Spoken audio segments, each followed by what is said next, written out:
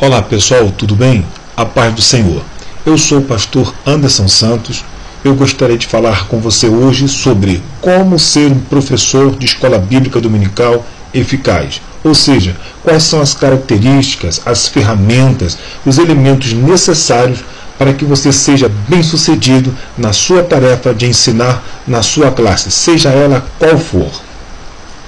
Primeiro, nós precisamos saber o que é ensinar. O que significa ensinar? Ensinar é conduzir o aluno a pensar, a raciocinar, a meditar. Ensinar é dar condições ao aluno de agir por si mesmo da maneira correta.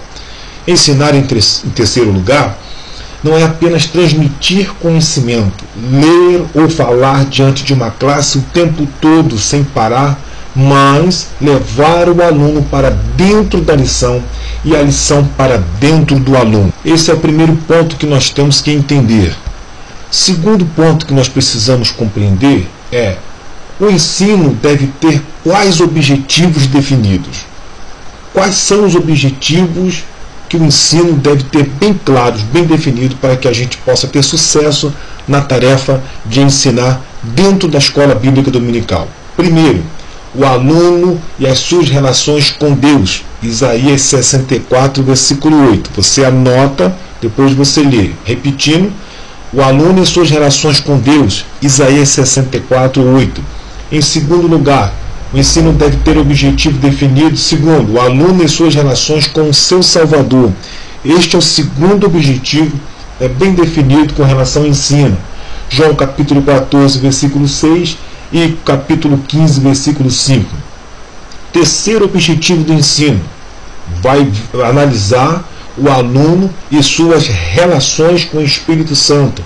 Efésios capítulo 5, versículo 18.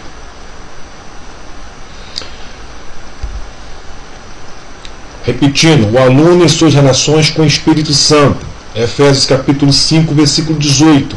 Em quarto lugar, o aluno e suas relações com a igreja. Atos 2, 44. Quinto lugar, o aluno e suas relações com a Bíblia. Salmo 119, versículo 105. Em sexto, o aluno e suas relações consigo mesmo. Filipenses 1, 21. Filipenses 3, 13 e 14. E em sétimo lugar, o aluno e suas relações com o próximo. Marcos capítulo 12, versículo 31. Um outro aspecto muito importante para que o professor seja bem-sucedido na sua tarefa de ensinar é o preparo da lição. Próximo ponto, próximo tópico, o professor e o preparo da lição.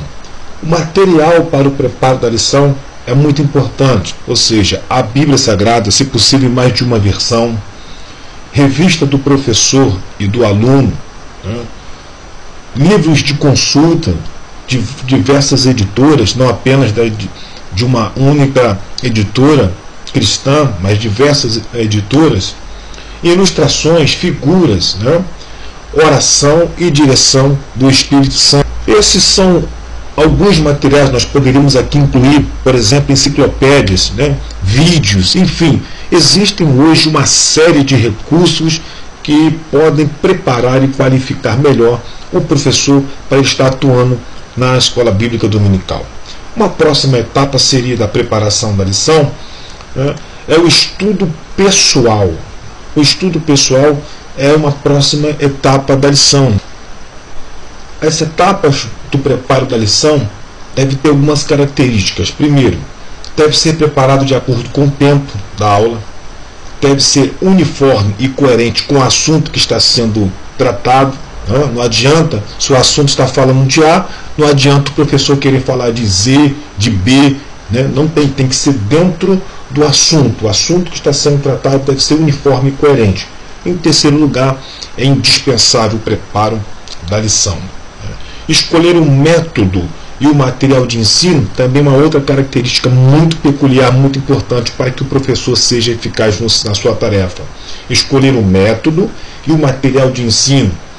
Preparação de trabalho, por exemplo, questionário, testes, tarefas, e etc. São algumas características da etapa da preparação da lição. Vamos Vamos agora para o professor e a apresentação da lição. Etapas da lição diante da classe. Primeiro, a introdução da lição. A introdução da lição é o ponto de contato com a classe, né? Momento para prender a atenção do aluno. Deve ser curta, dinâmica e apropriada.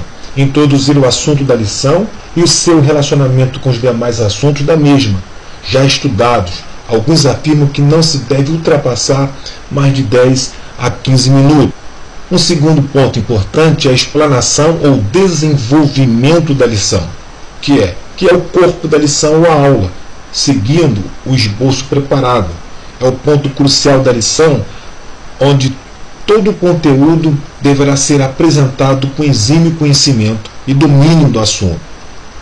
Aqui os especialistas dizem que não pode ultrapassar mais de 40 ou 45 minutos. Entre 40 a 45 minutos já é suficiente para desenvolvermos a lição, dependendo do assunto, claro. Isso não é regra geral, total. Existem alguns assuntos que requer um pouco mais de tempo, 50 a 55 minutos. O terceiro ponto é a conclusão da lição.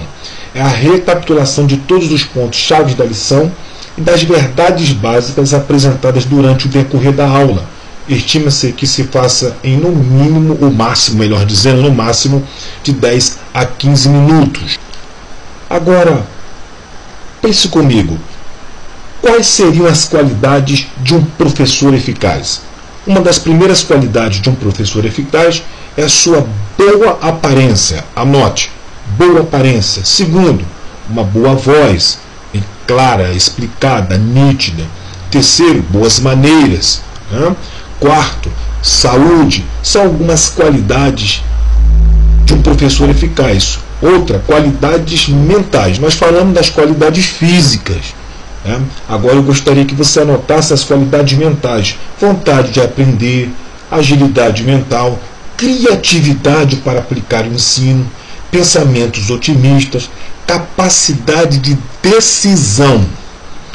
Essas são as qualidades de um professor eficaz. Nós falamos primeiro sobre as qualidades físicas, segundo, as qualidades mentais, terceiro, qualidades sociais que um professor precisa ter para ser eficaz na sua tarefa.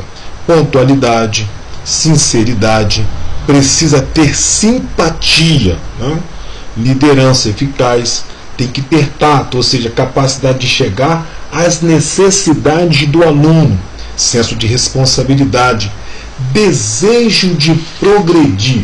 Essas são as qualidades sociais. Uma outra qualidade que o professor precisa ter são qualidades morais, que são a imparcialidade, o zelo, lealdade, dignidade, integridade e flexibilidade diante do que é correto. São algumas características das qualidades morais do professor. E por último, qualidades espirituais. Amor a Deus, qualidades espirituais, amor a Deus e aos alunos, convicção de sua chamada, dedicação absoluta, dependência do Espírito Santo. Ele não pode se achar autossuficiente dentro do seu conhecimento, do seu estudo, da sua formação. Um profundo conhecimento da Bíblia, ser cheio do Espírito Santo. Então são qualidades de um professor eficaz. Qualidades físicas, qualidades mentais, qualidades sociais, qualidades morais e qualidades espirituais. Agora, um outro ponto importante que nós não podemos deixar de observar são as leis do ensino e da aprendizagem. O que é lei? Leis do ensino são leis da teoria e da prática educacional usadas pelo professor para criar nos alunos condições ideais para que o mesmo aprenda. Vou repetir. Leis do ensino são leis da teoria e da prática educacional usadas pelo professor, observação, para criar nos alunos condições ideais para que o mesmo aprenda. Leis da aprendizagem são princípios da assimilação e retenção do ensino por parte do aluno. Então, como que o aluno pode aprender? O aluno aprende quando motivado, o aluno aprende quando gosta, o aluno aprende quando necessita, quando vê fazer, o aluno aprende quando faz, o aluno aprende quando a O aluno aprende quando há métodos certos de ensino. O aluno aprende quando investiga e pesquisa, né? E nesse detalhe, nesse requisito, nós podemos entender o seguinte: 90%, né, do que o aluno fala, ele absorve como conhecimento. O aluno aprende 90% do que fala, 90% do que faz, 70% do que examina, 50% do que vê e 20% do que ouve, né? E sobre a aula, como já falamos, é indispensável que haja introdução, explanação e conclusão. Mais ainda sobre os métodos, eu gostaria de ressaltar que existe métodos de preleção ou expositivo, está lá em Mateus capítulo 5, 12 e Lucas 4, 22. Existem métodos audiovisual, a mensagem que se quer transmitir é ouvida e vista. Existe um outro método que é o método da narração. O método da narração. O método da leitura diante da classe. Método de perguntas e respostas. Método de discussão, um fórum de debate dentro da classe. Pergunta seguida de argumentação, seguida de análise, seguida de resposta. Está em Lucas 24, versículos 15 a 27. Né? Atos 17, versículos 3 e 17. Atos 18, versículo 4. Atos 19, versículo 9. O outro método de tarefas. Aprender fazendo. Mateus 17, 24 a 27 e João capítulo 9, versículos 6 e 7. E o outro método também, método demonstrativo, é o de ensinar fazendo. Está em Atos 1, 1, está em João 13, 15 e 1 Pedro 2, 21. São alguns métodos, entre vários que existem, para que o professor ele possa ser eficaz, bem-sucedido na sua tarefa, né? As 7 leis do ensino, ainda sobre as leis, nós temos 7 leis do ensino. A lei do professor, o professor precisa profundamente conhecer o que vai ensinar.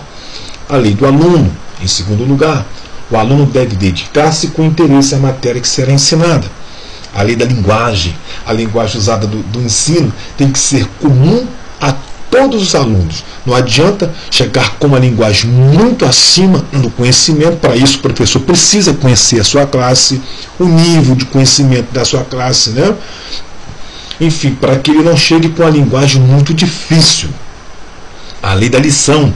A verdade a ser ensinada deve ser aprendida através de alguma verdade já conhecida. A lei do processo do ensino. O professor deve estimular e dirigir as atividades do aluno. Repetindo, o professor deve estimular e dirigir as atividades do aluno. Sexta lei, a lei do processo da aprendizagem. O aluno deve reproduzir em sua mente a verdade que está sendo aprendida. Em sétimo lugar, a lei da recapitulação e aplicação. O acabamento, o questionário e a confirmação da obra do ensino devem processar-se através da recapitulação, aplicação e conclusão. Podemos seguir mais um pouco? Até agora falamos sobre algumas características, alguns métodos, sobre algumas qualidades do professor. Vamos ainda a alguns elementos, ferramentas que o professor precisa ter, obter para que ele seja eficaz na sua tarefa. Vamos lá. Número 1, autenticidade. O elemento mais importante na qualificação de um mestre é ser autêntico, ou seja, ser o que realmente é, sem maquiagem, sem máscara, sem imitação. A autenticidade revela o caráter de um verdadeiro mestre. Não é errado admirar ou espelhar-se em alguém que seja um grande referencial de conhecimento e saber. Porém, é totalmente incorreto imitar ou copiar esse alguém na tentativa de querer fazer ser igual a ele, não é verdade? O brilhante escritor Charles Swindoll, em seu livro Firme Seus Valores, da editora Betânia, ele faz um comentário muito elucidativo sobre ser autêntico, no qual ele descreve algumas características. Primeiro, ser autêntico não é imaginação. Ser autêntico não é ser falso. Ser autêntico, não é imitação. Tá? Quando uma pessoa é autêntica, não sente necessidade de causar boa impressão nos outros, nem de parecer super espiritual ou muito inteligente. O professor precisa ser o que ele é, né? Olha o que diz uma certa frase de Benjamin Franklin: o que você parece ser, seja realmente. Uma outra frase de Ralph Emerson: o que importa não é o que aprendemos, e sim com quem aprendemos. Então a autenticidade é importante. Eu gosto muito dessa frase de Ralph Emerson: o que importa não é o que aprendemos, e sim com quem aprendemos. Porque com quem a gente aprende faz toda a diferença no nosso saber, na nossa vida, né? Enfim. Segundo, influência. Ensinar é influenciar. Sempre. Influenciar significa inculcar, incutir, né? Preponderar, que por sua vez quer dizer inspirar, despertar ideias, infundir o ânimo, tá bom? Então o professor ele precisa ter influência. Jesus Cristo, né, o mestre por excelência, também não desperdiçou a oportunidade de lançar mão durante seu ministério, né, do poder da influência. A influência é uma ferramenta poderosíssima e gratificante quando usada positivamente, né? Centenas de pessoas e líderes lançaram mão da ferramenta da influência, e um professor não pode deixar de utilizá-la. É muito importante. Por exemplo, Marcos 12:37, os seus alunos gostam e têm prazer em ouvi-lo. Isso é influência. Quando o professor é influente, os alunos gostam de ouvi-lo. Segundo, quando um professor é influente, os seus alunos são capazes de chegar até mesmo alguns minutos antes da classe, para pegar aqueles melhores lugares, para ficar bem de perto para ouvir o professor. Está lá em Lucas, por exemplo, 21:38, é uma referência que a gente pode aí usar como base para o que nós estamos falando. Outro, os seus alunos ficam extremamente entusiasmados ao ouvi-lo ensinando. Influência é isso, é você criar entusiasmo. Está em Lucas 19:48, parte B. Influenciar quanto os seus alunos valem para você, em termos de sacrifício, de esforços, né? Influenciar é avaliar preço, é avaliar valor, se vale a pena ou não. E em João capítulo 8, versículo 1-2, nós temos um exemplo muito claro disso. Uma terceira característica é o acompanhamento. O acompanhamento. O grau de conhecimento dos professores de acordo com a determinada matéria a ser dada. Preste bem atenção nesta frase de Hermann Orne: bons professores custam muito, mas professores fracos custam muito mais, né? Então o professor ele precisa ter um grau de acompanhamento da classe, da lição, se eles estão crescendo, se eles estão se desenvolvendo, se eles estão aprendendo de fato e de verdade. Ou seja, acompanhamento é como se um pai segurasse a mão de um filho, né? É acompanhar o aluno nas suas dificuldades, nas suas dúvidas, nos seus questionamentos. Então o professor eficaz, ele não está preocupado apenas em transmitir o conhecimento, passar a aula e ir para casa. Não, ele quer mais do que isso. Ele acompanha todo o processo para saber se ele mesmo está sendo bem sucedido, né? Uma outra característica, então, ligada a esta, é a dedicação. Quando temos consciência da natureza e da dimensão da vocação ou separação para o ensino, olha o que disse uma frase de Thomas Erline: bem-aventurado aquele que descobriu a sua verdadeira vocação. Ele não deve procurar outra bênção, pois encontrou o supremo ideal de sua existência, uma atividade adequada. Certo provérbio chinês diz: uma águia não se alimenta de mosca, diz um provérbio chinês. Quando um professor compreende a grandeza, a nobreza, né, da sua vocação, ele não executa qualquer outra coisa que esteja num plano inferior. Uma águia não se alimenta de mosca, contrário à sua natureza. Okay? Professores dedicados são dedicados. Por quê? porque sabem plenamente que nasceram para ensinar e por isso se dedicam. Um outro aspecto muito importante é o domínio das escrituras. Um professor, ele precisa ter o domínio das escrituras.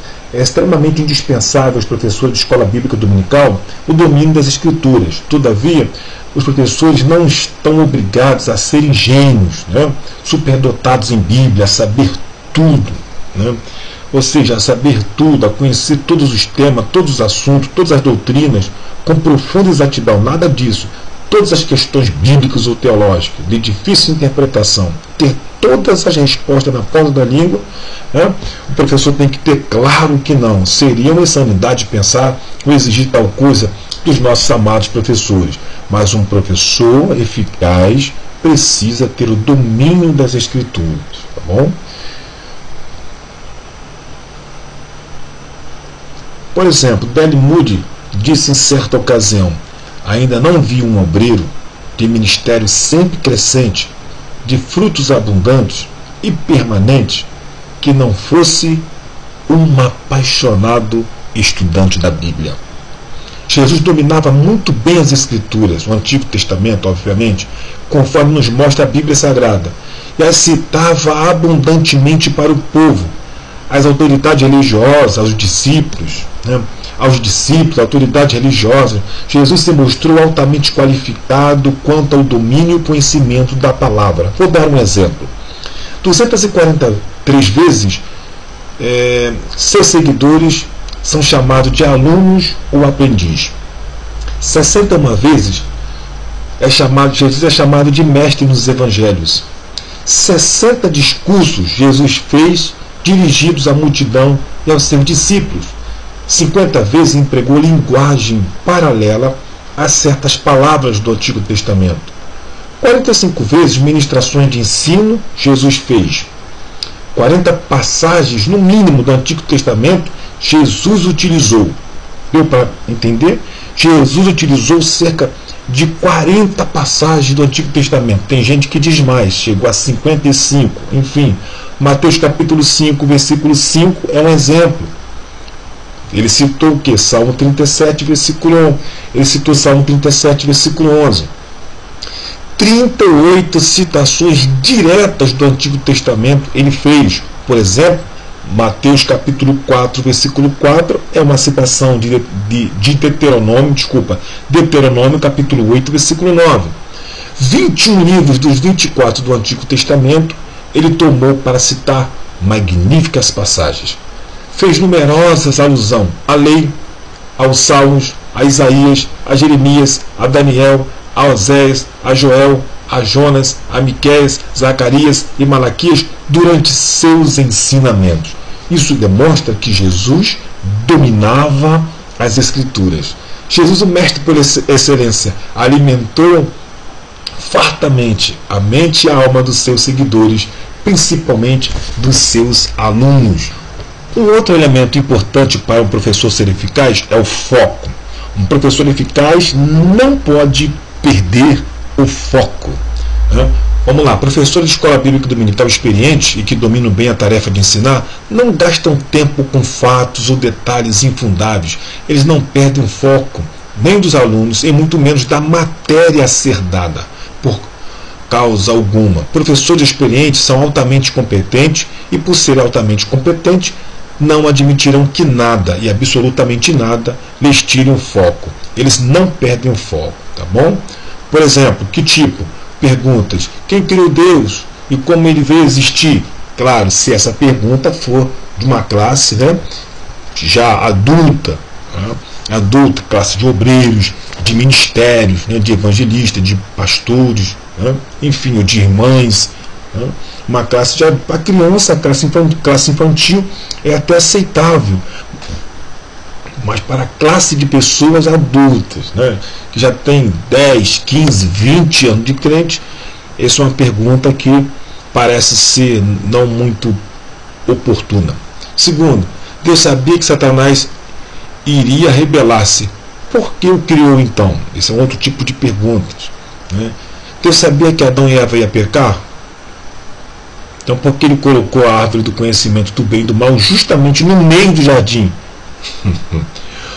Onde estão os filhos que nasceram antes da queda? Jesus era 100% homem, 100% Deus?